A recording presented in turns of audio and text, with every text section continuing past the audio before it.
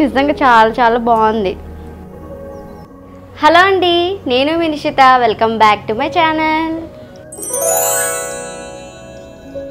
So ఈరోజు వీడియోలో వచ్చేసి ఆల్రెడీ మీరు చూసారు కదా. సో మా వారు అయితే మార్కెట్ నుంచి కొయ్యంగల్ చేపలు తీసుకొచ్చారండి. చూస్తున్నారు కదా, చాలా అంటే చాలా ఫ్రెష్గా ఉన్నాయన్నమాట. సో మా కోనసీమ జిల్లాలో సముద్రం నుంచి డైరెక్ట్గా గోదావరిలోకి అవి రావడం వల్ల చాలా ఫ్రెష్గా దొరుకుతాయండి. సో మా వారు వెళ్ళి అప్పటికప్పుడు వెళ్ళి తీసుకొచ్చారనమాట. సో ఈరోజు ఎప్పుడు ఇలా పులుసులే కాకుండా ఇగురులా చెయ్యని చెప్పేసి అన్నారు. సో ఆయన కోసం నేను ఈరోజు స్పెషల్ రెసిపీ, మీకు కూడా స్పెషల్ అనమాట. ఇగురులోని మనం ఎప్పుడు హోటల్ స్టైల్లో ఎప్పుడు ప్రిపేర్ చేయము. నార్మల్గా ఇంటి దగ్గర పెట్టుకునేటట్టుగా కాకుండా ఒక్కసారి హోటల్ స్టైల్లో ప్రిపేర్ చేయని. ఏం ఇంగ్రీడియంట్స్ ఉండవు అనమాట, చాలా తక్కువ ఇంగ్రీడియంట్స్. గుజ్జుగా కూర చాలా తక్కువ, అంటే ఇంటిలో 10 మంది ఉన్నా కానీ తక్కువ కూర వచ్చినా కానీ ఆ గ్రేవ్తో ఎక్కువ మంది తినొచ్చు అనమాట. అంత రుచిగా ఉంటుంది.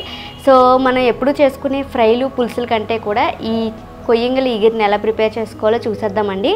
సో ఇంకా మనం లేట్ చేయకుండా నేనైతే ఈ చేపల్ని శుభ్రంగా కడిగేసుకుంటాను.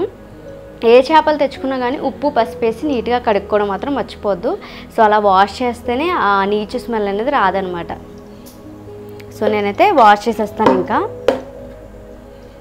నేను చేప ముక్కల్ని శుభ్రంగా వాష్ చేసుకుంటున్నానండి.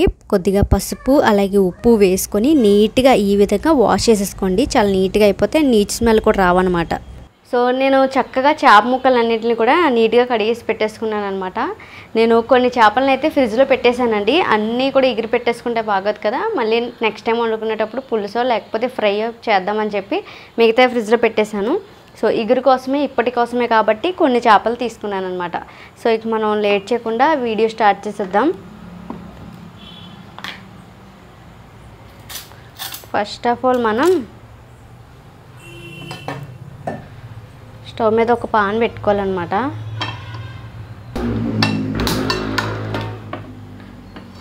స్టవ్ ఆన్ చేసుకొని ఇలా ఒక బాండీ పెట్టుకోండి.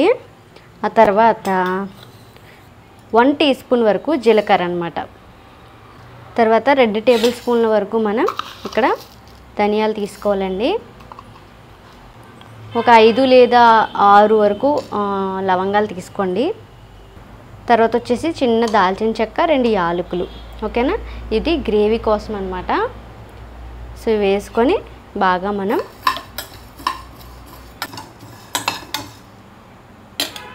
దీని నుంచి ఒక మంచి అరోమా అనేది రిలీజ్ అవుతుంది కదా, మంచి సువాసన వచ్చేంత వరకు బాగా వేపుకోవాలండి. ఆ తర్వాత మనం మిక్సీ చేసుకుందాం. ఈ లోపు అయితే నేను ఉల్లిపాయలు కట్ చేసుకుంటున్నాను.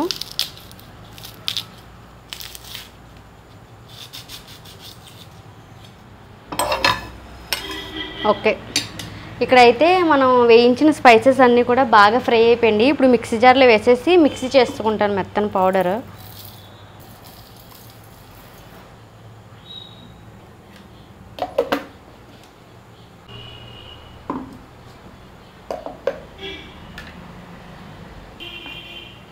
ఇది మనం ఒక బౌల్లో తీసేసుకుంటామండి. ఇప్పుడు ఈ మసాలా పౌడర్ మొత్తం కూడా బౌల్లో తీసుకున్నాం కదా. ఇప్పుడు నేను ఇందులో మిక్సీ జార్లోను ఆనియన్స్ వేసుకుంటున్నానండి. ఈ ప్యూరీ అనేది రెడీగా చేసుకున్నాం అనుకోండి, చక్కగా మనకి గ్రేవీ కూడా ఎక్కువ వస్తుంది అనమాట. అంటే ఉల్లిపాయలు మిక్సీ పట్టి ఇగురు పెట్టుకుంటే బాగుంటుంది అనమాట హోటల్ స్టైల్లో.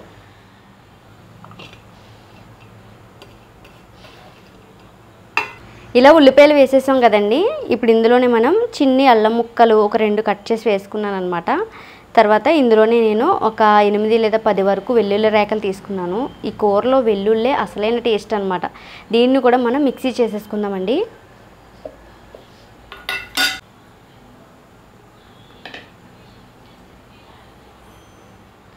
ఓకే, ఇప్పుడు ఉల్లిపాయలు అయితే మనం చక్కగా పేస్ట్ పట్టేసుకున్నాము. అలాగే మసాలా పౌడర్ కూడా రెడీ చేసేసుకున్నాం అనమాట.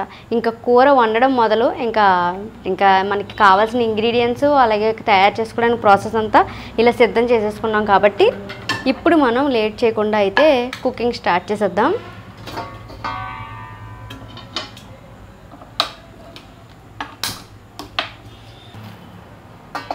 ఎప్పుడు కూడా నీచు కూరకి ఆయిల్ అనేది ఎక్కువ ఉండాలండి. నేనైతే ఇలా టీ గ్లాస్తోని వేసుకున్నాను అనమాట. ఈ టీ గ్లాస్తో మెజర్మెంట్ కరెక్ట్గా సరిపోద్ది అనమాట.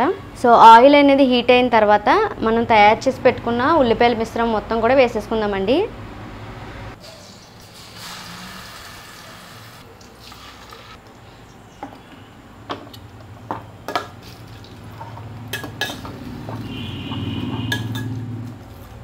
ఉల్లిపాయలు వేసుకున్న తర్వాత మనం ఇందులోకి పసుపు, కారం, అలాగే ఉప్పు కూడా వేసేసుకొని ఉల్లిపాయలు బాగా రోస్టెడ్గా అయ్యేంత వరకు వేయించుకోవాలన్నమాట. చూసారా, ఇలా ఆయిల్ పైకి ఉంటేనే మనం పర్ఫెక్ట్గా ఆయిల్ వేసినట్లు లెక్క అనమాట. అందుకని నేను ఎప్పుడు కూడా టీ గ్లాస్ ఉజ్జాయింపు అనేది చూసుకుంటాను నాన్ వెజ్ కర్రీస్కి, అంటే కూరని బట్టి అనమాట. ఇప్పుడు ఇందులోనే 1/2 టీ స్పూన్ వరకు సాల్ట్, తర్వాత 1/2 టీ స్పూన్ వరకు పసుపు, తర్వాత ఇక్కడ నేను 2 టేబుల్ స్పూన్ల వరకు తీసుకుంటున్నానండి కారం. సో మీ ఇంట్లో ఉన్న స్పైసీ కారాన్ని బట్టి యాడ్ చేసుకోండి. నేను ఇక్కడ 2 టేబుల్ స్పూన్స్ వరకు కారాన్ని తీసుకున్నాను. ఇప్పుడు మొత్తం అంతా కూడా కలిసేటట్టుగా కలిపేసుకోవాలి.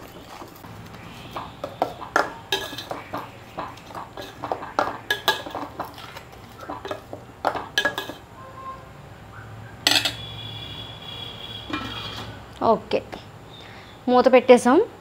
కొద్దిగా నేను స్టీల్ గిన్నెలో వండుతున్నాను కాబట్టి తొందరగా ఉడికిపోతుంది స్టీల్ గిన్నెలోని. మళ్ళీ ఇంకొకటి ఏంటంటే మాడిపోతుంది అనమాట. అందుకని మీడియము లేదంటే లో ఫ్లేమ్లో పెట్టుకొని వండుకోవాలి. హై ఫ్లేమ్లో పెట్టామంటే మాడిపోద్ది. సో ఎలా అయితేనే ఓవరాల్గా ఉల్లిపాయలు పేస్ట్ వేస్తాం, తర్వాత మనం ఇంక నార్మల్ ప్రాసెస్ ఉంటుంది.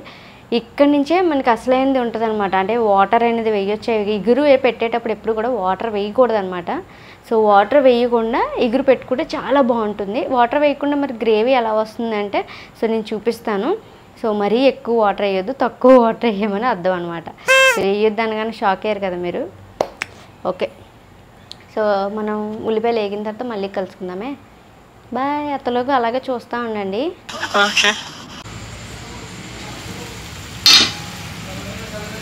చూస్తున్నారు కదండి, ఉల్లిపాయలు వచ్చేసి పచ్చి వాసన పోయేంత వరకు కూడా మనం బాగా వేయించేసుకున్నాం కదా ఈ పేస్ట్ని. ఇప్పుడు డైరెక్ట్గా ఇందులో చేప ముక్కలన్నింటినీ కూడా వేసేసుకోవాలి. ఆ తర్వాత మనం ఇందాక ధనియాల పౌడర్, అదే మసాలా పౌడర్ ప్రిపేర్ చేసి పెట్టుకున్నాం కదా, అది మొత్తం కూడా వేసేసుకొని చక్కగా కలిపేసుకోవాలన్నమాట. సో ఈ మసాలా, కారం, ఉల్లిపాయ పేస్ట్ మొత్తం కూడా చేపలకు పట్టి చేపలు చాలా టేస్టీగా ఉంటాయండి.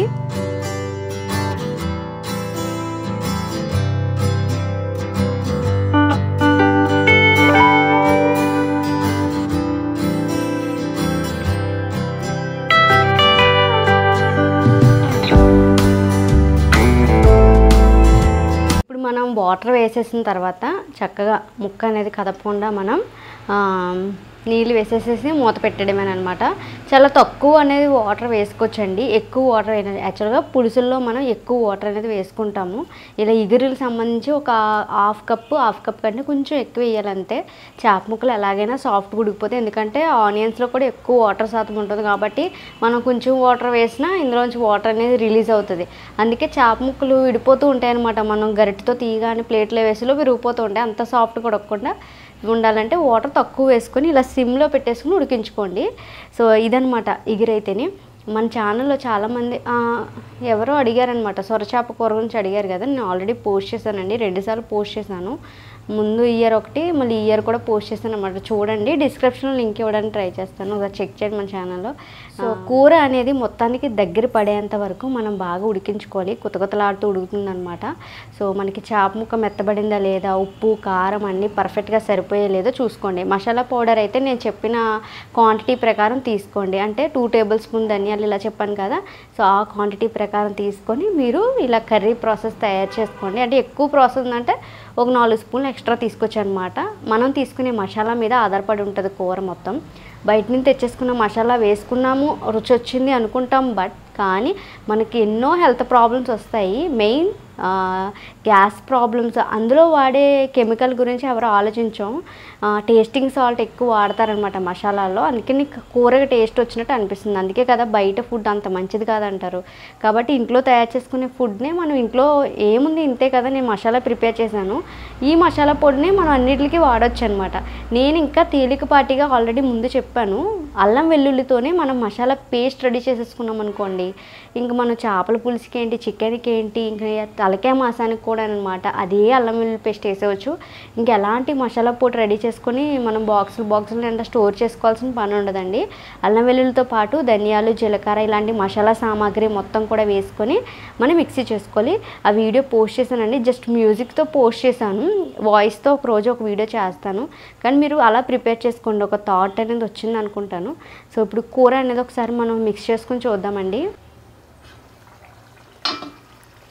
ఇంకా మనం గరిటె అనేది యూజ్ చేయకూడదు అనమాట. క్లాత్ కానీ లేకపోతే ఇలా హ్యాండ్ గ్లౌజెస్ కానీ యూజ్ చేసి ఈ విధంగా కలిపేసుకుందాం. ఓకే, అబ్బా భలే ఉంది కదా కలర్ఫుల్గాను, చూస్తుంటేనే నోరు ఊరిపోతుంది. గ్రేవీ కన్సిస్టెన్సీ కూడా బాగా కుదిరింది. ఓకే, మనం చేప ముక్క ఉడికిందో లేదో కూడా టెస్ట్ చేద్దాం ఒకసారి. చూస్తున్నారా, చేప ముక్క ఉడికిపోయింది అనమాట. చూసారు కదా. ఓకే, ఇలా పర్ఫెక్ట్గా రావాలండి చేప తీస్తే. అబ్బా, ఇప్పుడు మనం ఇందులో కొత్తిమీర కరివేపాకుతో గార్నిష్ చేసుకుంటే చాలా బాగుంటుంది అనమాట. సో ఇప్పుడు నేను చక్కగా కొత్తిమీర కరివేపాకు, అసలు పుదీనా ఉంటుందండి, పుదీనా వేసుకుంటే ఏ కూరకైనా అసలు ఆ వాసనే అబ్బా చాలా బాగుంటుంది కదా. ఓకే, మొత్తం కూడా పైన వేసేద్దాం.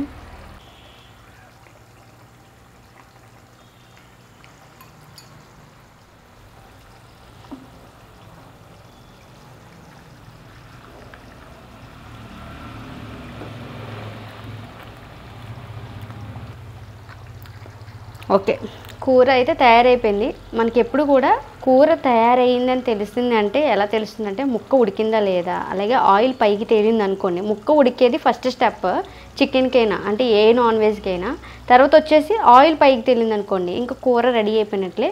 మీరు ముందుగానే ఉప్పు కారం అన్నీ అడ్జస్ట్ చేసుకుంటారు కాబట్టి కూర అనేది టేస్ట్ అనేది ఆల్మోస్ట్ ఇంక్రీజ్ అయిపోద్ది అనమాట. సో మనకి ఇక్కడ పర్ఫెక్ట్గా కర్రీ అయితే తయారైపోయింది.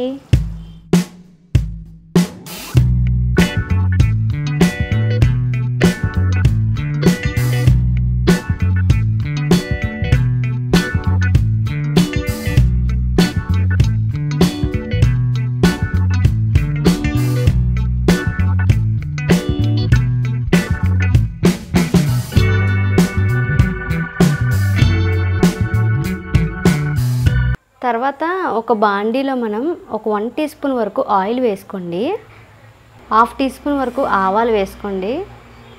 తర్వాత ఎండుమిర్చి వేసేసి చక్కగా మీరు మంచిగా వేపేసేయండి వీటిని. తర్వాత ఈ తాలింపుని ఇలా చేపల కూర మీద వేసేయండి. అబ్బబ్బబ్బబ్బా, ఇప్పుడు కదా అసలైన టేస్ట్.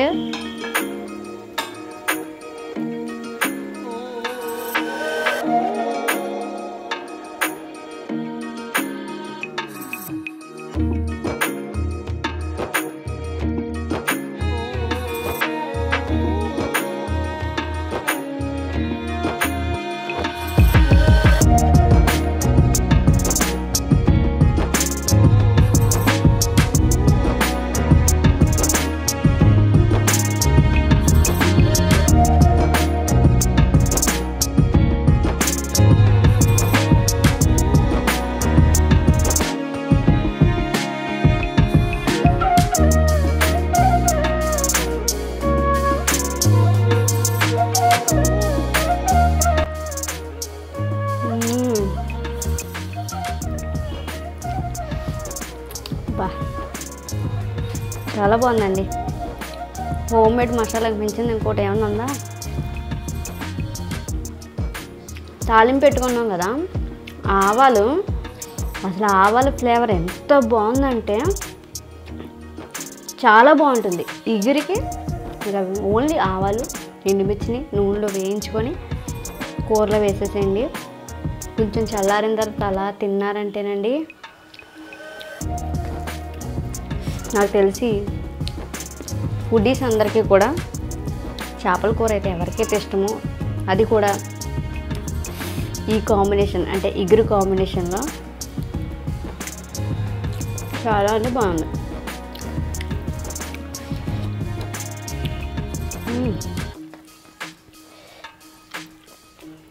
మా వారికి అలాగే మా ఫ్రెండ్స్కి కూడా తినిపించి టేస్ట్ ఎలా ఉందో వాళ్ళతో కూడా చెప్పేస్తాను చూడండి.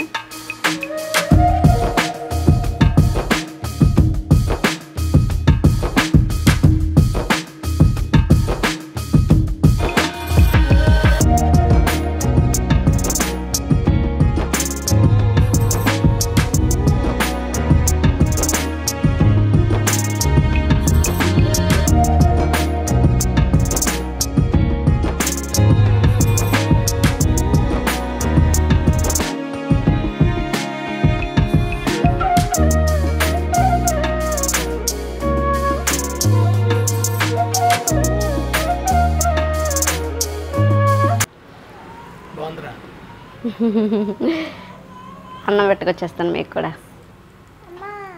మీకు కూడానా? అబ్బో మా ప్రిన్స్కి కూడా నచ్చేసింది. So happy. కూర చాలా హిట్ అయిపోయింది అనమాట. సో మీరు కూడా ఇదే ప్రాసెస్లో ట్రై చేయండి అని చెప్పండి. మీరు కూడా ఇదే ప్రాసెస్లో ట్రై చేయండి. Bye bye.